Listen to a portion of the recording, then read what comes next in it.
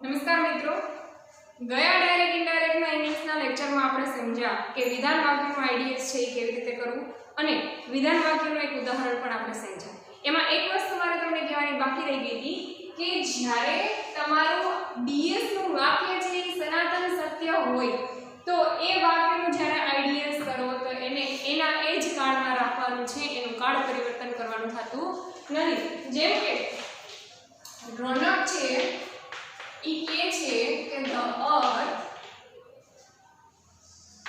is round, કોમલ ને કહે છે ફોર એક્ઝામ્પલ.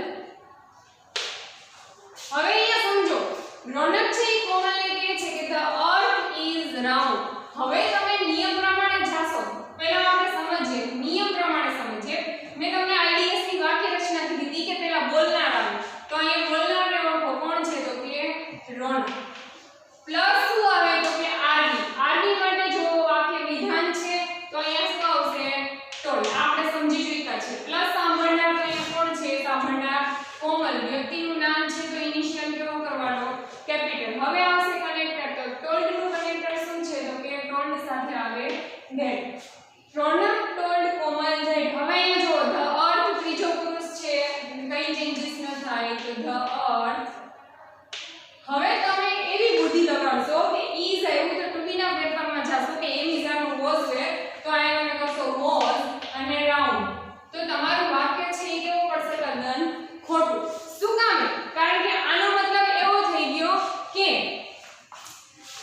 રોનક કોમલને કહેતો હતો કે પૃથ્વી ગોળ હતી. પોસિબલ છે?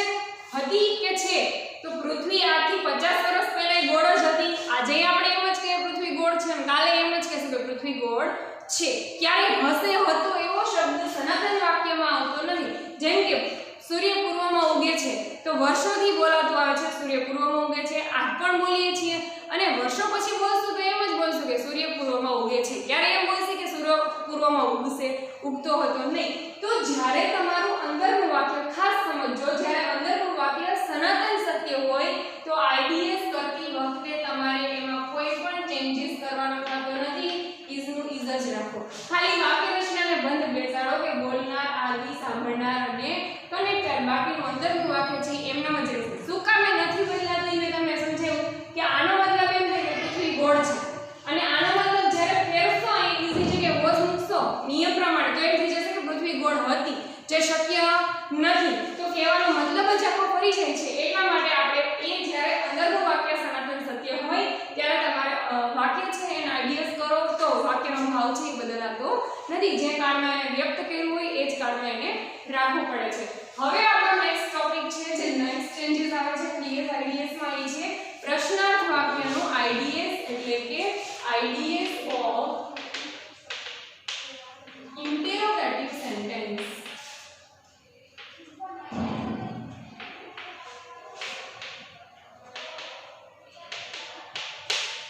ઇન્ટેરોગેટિવ સેન્ટેન્સ એટલે પ્રશ્નાર્થ વાક્યો. ગુજરાતી ખાતે પ્રશ્નાર્થ વાક્યનું આઈડીએસ. તો વિધાન વાક્યના આઈડીએસમાં જેમ આરબી અને કનેક્ટરની જરૂર પડે છે એવી જ રીતે સેમ અહીંયા પ્રશ્નાર્થ વાક્યના આઈડીએસમાં પણ આરબી અને કનેક્ટરની જરૂર પડે છે. તો પ્રશ્નાર્થ વાક્યનું આરબી શું છે? તો પ્રશ્નાર્થ એટલે પૂછવું. હું તમને પૂછું છું તમે શું કરી રહ્યા છો, તો મેં તમને પૂછ્યું. પૂછવું એટલે પૂછવાની ઇંગ્લિશમાં શું કહે તો કે આસ્ક્ડ. તો તમારું આરબી છે પ્રશ્નાર્થ વાક્યનું શું થશે? Asked. Sometimes you can also use inquired of અથવા તો inquired in place of asked. એટલે કે ઘણી વખત તમે ask ની જગ્યાએ inquired નો પણ તમે આરબી તરીકે યુઝ છે, ઉપયોગ છે કરી શકો છો. અહીંયા કોઈ પ્રશ્ન પૂછતો હોય ત્યારે અને inquired નો યુઝ સ્પેશિયલી ક્યારે છે તો કે કોઈ બાબત માટે પૂછપરછ ચાલતી હોય ત્યારે. સમજજો, મોસ્ટલી તમે જો આરબી તરીકે પ્રશ્નાર્થ વાક્યમાં, પ્રશ્નાર્થ વાક્યને ઓળખવું સાવ સરળ જ છે. As we know that there is a question mark in the interrogative sentence. બરાબર છે? તમારું પ્રશ્નાર્થ વાક્ય છે એમાં મેઇન ક્યાંથી ઓળખાય છે કે પાછળ પ્રશ્નાર્થ ચિહ્નની નિશાની હોય છે. તો હવે તમારે આસ્ક્ડ મૂકવું કે ઇન્ક્વાયર્ડ મૂકવું, તો એના માટે જ્યારે નોર્મલ તમે વાત કરો છો, નોર્મલ પ્રશ્ન પૂછો છો ત્યારે તમે સ્વાભાવિક પ્રશ્ન તરીકે માટે આસ્કનો ઉપયોગ કરી શકો છો. જ્યારે જઈ રહ્યા છો તો તમારે ઇન્ક્વાયર્ડ નો ઉપયોગ છે એ કરવો પડે. જેમ મેં તમને કીધું હતું લાસ્ટ લેક્ચરમાં કે આરવી છે એ હંમેશા માટે કોઈ પણ વાક્ય હોય તમારું આરવી છે એ સાદા ભૂતકાળનું જ રહેશે. એટલે ખાસ યાદ રાખો ક્યારે યુથી આસ્ક ન લખી નાખતા, ઇન્ક્વાયર ન લખી નાખતા, ઈડી લગાડવો ફરજિયાત છે. તો આપણને આરવી ખબર પડી ગઈ. હવે કનેક્ટર. હવે જે પ્રશ્ન છે એ કનેક્ટરમાં છે કે પ્રશ્નાર્થ વાક્યનું કનેક્ટર શું આપવું. જેમ વિધાનનું ટોલ્ડ અને રિપ્લાઇડ સાથે ધેટ હતું એમ અહીંયા આપણી પાસે 3 ઓપ્શન છે. WH વાળો શબ્દ, if અને unless. પ્રશ્નાર્થ વાક્ય છે એનું મારે જ્યારે આઈડીએસ કરવું હોય ત્યારે મારે આરવી તરીકે આસ્ક અને જો ડીપલી કોઈ પૂછપરછ કરતા હોય તો ઇન્ક્વાયર્ડ નો ઉપયોગ કરવામાં આવે છે. જ્યારે કનેક્ટર તરીકે if, unless અને WH વાળો શબ્દ આમાંથી કોઈ પણ છે એનો ઉપયોગ તમે કરી શકો છો. અહીંયા વેધર નો ઉપયોગ પણ તમે કરી શકો છો. હવે પ્રશ્ન એવો થવો જોઈએ કે મારે if નો ઉપયોગ ક્યારે કરવો અને WH વાળા શબ્દનો ક્યારે કરવો. તો એ સમજીએ. કનેક્ટર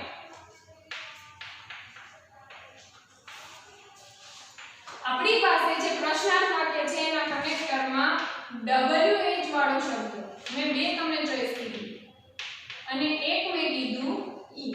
મોસ્ટલી આપણે આ બેનો જ વારાફરતીવાળા યુઝ કરશી.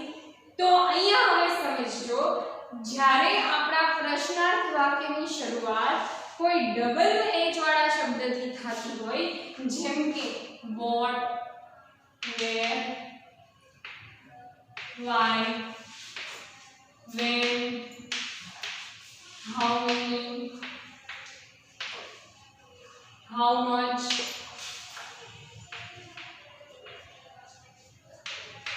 how, etc. જો આપણા પ્રશ્નાર્થ વાક્યની શરૂઆત ડીએસ ના પ્રશ્નાર્થ વાક્યની શરૂઆત કોઈ પણ WH વાળા શબ્દથી થતી હોય ત્યારે એ વાક્યને એના એ જ WH વાળા શબ્દથી જોડી દેવામાં આવે છે. હજી એકવાર સમજો, જ્યારે તમારા ડીએસ ના વાક્યની શરૂઆત WH વાળા શબ્દથી થાય છે એટલે કે what, where, why વગેરે વગેરે તો એના એ જ શબ્દથી વાક્યને જોડી દેવામાં આવે છે. અને જો તમારા ડીએસ ના વાક્યની શરૂઆત સાદા સહાયકારક ક્રિયાપદ એટલે કે ટુ બી થી થતી હોય જેમ કે Amazon, was were, will, shall, have, has, had, can, could, modal verb ગમે એનાથી થતી હોય ત્યારે તમારે માત્ર શેનાથી જોડવાનું છે? if થી. જો સાદું સહાયકારક ક્રિયાપદ ટુ બી નું રૂપ છે તો if થી જોડો અને નહીતર શેનાથી જોડો તો કે એ શબ્દ WH વાળો શબ્દ હોય તો એ શબ્દ પોતાથી. હવે ચેન્જીસ શું છે તો કે જ્યારે તમારી વાક્યની શરૂઆત WH વાળા શબ્દથી થતી હોય તો DS ના વાક્યમાં એ પહેલો શબ્દ કનેક્ટર તરીકે લઈ અને પછીના તરતના બે શબ્દની શું કરવાની? અદલાબદલી કરવાની. એટલે કે તમારું વાક્ય છે એને તમારે વિધાનની વાક્ય રચનામાં ગોઠવવાનું છે. અને જ્યારે સાદા સહાયકારક ક્રિયાપદથી થતી હોય તો વાક્યને if થી જોડી અને પહેલા જ બે શબ્દની શું કરી નાખવાની? અદલાબદલી. ડાયરેક્ટ સ્પીચના વાક્યમાં WH વાળો શબ્દ પહેલા હોય તો એ શબ્દને એમને રાખી અને પછીના બીજા અને ત્રીજા શબ્દની અદલાબદલી કરવાની એટલે કે ટુ બી અને કર્મની. અને જો સાદા સહાયકારક ક્રિયાપદ થતી હોય તો પહેલા બે શબ્દની શું કરી નાખવાની? અદલાબદલી. ટૂંકમાં મારો કહેવાનો મતલબ એટલો જ છે કે જ્યારે પ્રશ્નાર્થ વાક્ય છે એને આઈડીએસ કરવામાં આવે તો એ વાક્ય વિધાન બની જાય છે. એટલે તમારે કર્તા પ્લસ ટુ બી અને ક્રિયાપદ આ વાક્ય રચનાનો ઉપયોગ છે એ કરવો પડે છે. હવે આપણે ઉદાહરણ જોઈએ તો આપણે if વાળું એક્ઝામ્પલ લઈએ અને WH વાળું એક્ઝામ્પલ લઈએ. જેમ કે રીના કે છે what are you doing? Question mark. Sunil ને કે છે બરાબર. રીના છે એ સુનિલને કે છે અહીંયા રીના છે એ બોલનાર છે, સુનિલ છે એ સાંભળનાર છે અને આપણું ડાયરેક્ટ સ્પીચનું વાક્ય શું છે તો કે what are you doing? આ વાક્યને મારે આઈડીએસ માં ફેરવવું છે તો એક વસ્તુ મારે માઇન્ડમાં ક્લિયર હોવી જોઈએ કે વાક્યની પાછળથી મારે પ્રશ્નાર્થ ચિહ્નની નિશાનીને છેલ્લે શું કરવી પડશે? કાઢવી જોશે. કારણ કે કોઈ પણ ભાવનું વાક્ય હોય, કોઈ પણ પ્રકારનું વાક્ય હોય, આઈડીએસ થાય એટલે એ વિધાન જ બને છે. તો બોલનાર લખો આપણી વાક્ય રચના પ્રમાણે તો કે બોલનાર છે રીના. હવે આવે છે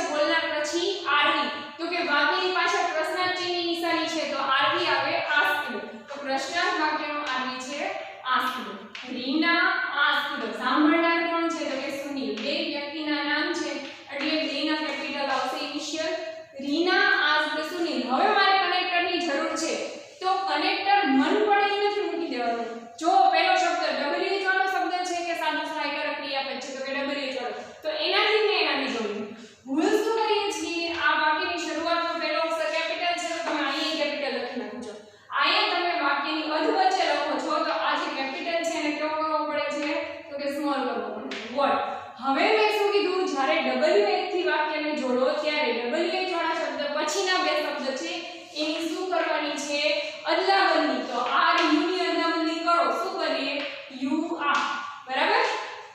યુ કોનો સર્વનામ છે, તો કે બીજા પુરુષ. બીજા પુરુષના સર્વનામ કોના પ્રમાણે બદલે, તો કે સાંભળનાર. આપણે સમજી ચૂક્યા છે સાંભળનાર કોણ છે, છોકરો. તો યુ છોકરાની જગ્યાએ શું આવે, હી. તો યુ ને આપણે રિપ્લેસ કરશું હી થી. ટુ બી ના ફેરફારમાં આપણે સમજ્યા કે એમિઝાનું શું થાય, વોઝ વેર. હી સાથે શું આવે, વોઝ કે વેર, તો કે વોઝ. વોટ હી વોઝ હવે ડુઈંગ એઝ ઇટ ઇઝ રહેશે અને પૂર્ણ વિરામ પ્રશ્નાર્થ ચિહ્નની નિશાની છે એની જગ્યાએ શું આવી જશે, પૂર્ણ વિરામ. હજી એક એવું એક્ઝામ્પલ જોઈએ જેમાં અહીંયા ડબલ એચ વાળો શબ્દ ન હોય.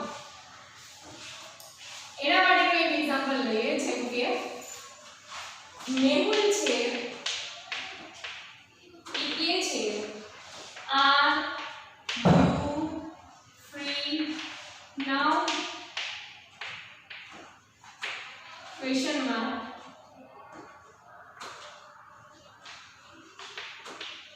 મેહુલ છે સમીરને કહે છે આર યુ ફ્રી નાઉ. તો આપણે વાક્ય રચના પ્રમાણેનો આઈડીએસ કરીએ. બોલનાર તો કે મેહુલ, આરવી તો કે પ્રશ્નાર્થ વાક્ય છે તો આરવી આવશે આસ્ક્ડ, સાંભળનાર તો કે સમીર છે.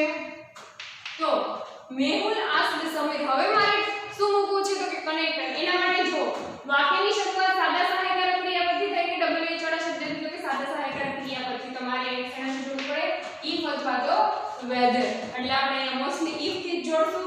તો મેહુલ આસ્ક્ડ સમીર if. મેં કીધું હતું કે જ્યારે વાક્યની શરૂઆત સાદા સહાયકારક ક્રિયાપદથી થાય એટલે કે જ્યારે તમે વાક્યને if થી જોડો ત્યારે પહેલા જ બે શબ્દની શું કરી નાખવાની, તો કે અદલાબદલી કરી નાખવાની. તો આર યુ ની અદલાબદલી કરો, યુ આ. યુ છે એને મારે શેનાથી રિપ્લેસ કરવું, તો યુ છે એ બીજા પુરુષનું સર્વનામ છે કોના પ્રમાણે બદલે, તો કે સાંભળનાર પ્રમાણે બદલે. સાંભળનાર છે સમીર, તો સમીરનું સર્વનામ શું થાય, તો કે હી. તો અહીંયા યુ ને રિપ્લેસ કરીશ હી થી. અગેન આયુ આર. તો ટુ બી ના ફેરફારનો લેક્ચર સમજો. એની સાથે થાય વોઝ વેર, હી સાથે આવે વોઝ. તો અહીંયા હું લખીશ વોઝ. ફ્રી અન્ય એમને જ રહેશે. નાઉ અન્ય શબ્દના ફેરફારમાં આપણે સમજ્યા કે નાઉ જસ્ટ નાઉ થાય ધેન, પણ કયું ધેન, THEN. તો આપણું વાક્ય છે એ બની ગયું. પાછળ પ્રશ્નાર્થ ચિહ્નની નિશાની વહી જશે અને શું આવી જશે, પૂર્ણ વિરામ. Mehul asked Samir if he was free then. તો આ વાક્ય છે એ આપણે સમજી જોઈતા. શું હતું, તો કે ડાયરેક્ટ ઇનડાયરેક્ટ માં પ્રશ્નાર્થ વાક્યનો આઈડીએસ. તો આજનું વર્ક છે એ આપણે સમજી લઈએ. તમારે તમારી જાતે હોમવર્કમાં 10 વાક્યો છે એ પ્રશ્નાર્થના 10 વાક્યો